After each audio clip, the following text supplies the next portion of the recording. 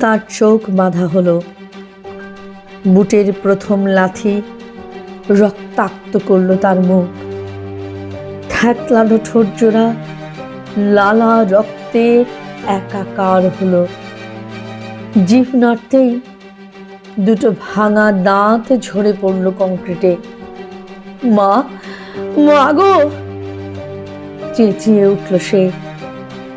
555 মার্কা আধ খাওয়া একটা সিগারেট প্রথমে স্পর্শ করল তার বুক। পোড়া মাংসের উৎকট গন্ধ ছড়িয়ে পড়ল ঘরের বাতাসে। জ্বলন্ত সিগারেটের স্পর্শ তার দেহে টসটসে আঙুরের মতো ফুসকা তুলতে লাগলো।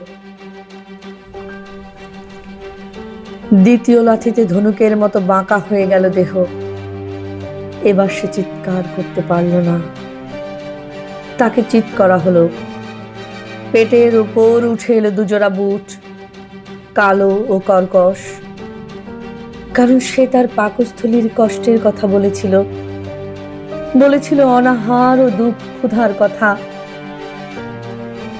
সে তার দেহের বস্ত্রহীনতার কথা বলেছিল।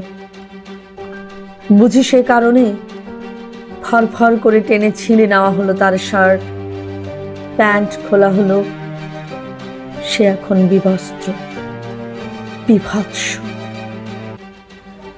তার দুটো হাত মুষ্টিবদ্ধ, যে হাত মিছিলে পতাকার মতো উড়েছে সক্রোধে, যে হাতে সে পোস্টার সেঁটেছে, বিলিয়েছে লিফলেট। লোহার হাতুড়ি দিয়ে সেই হাত ভাঙা হলো। সেই জীবন্ত হাত, জীবন্ত মানুষের হাত।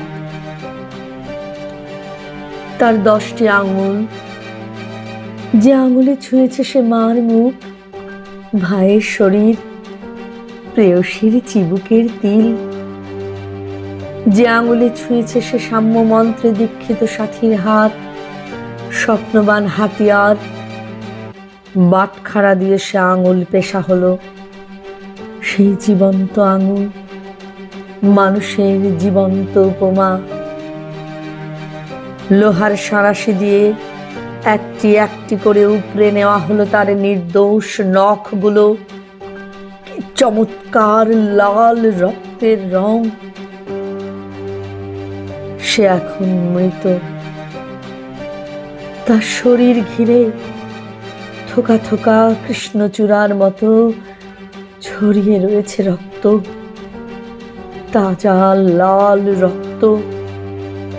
আর থ্যাতলানো একখানা হাত পড়ে আছে দেশের মানচিত্রের ওপর। আর সে হাত থেকে ঝরে পড়েছে রক্তের দুর্বিনীত লাভা।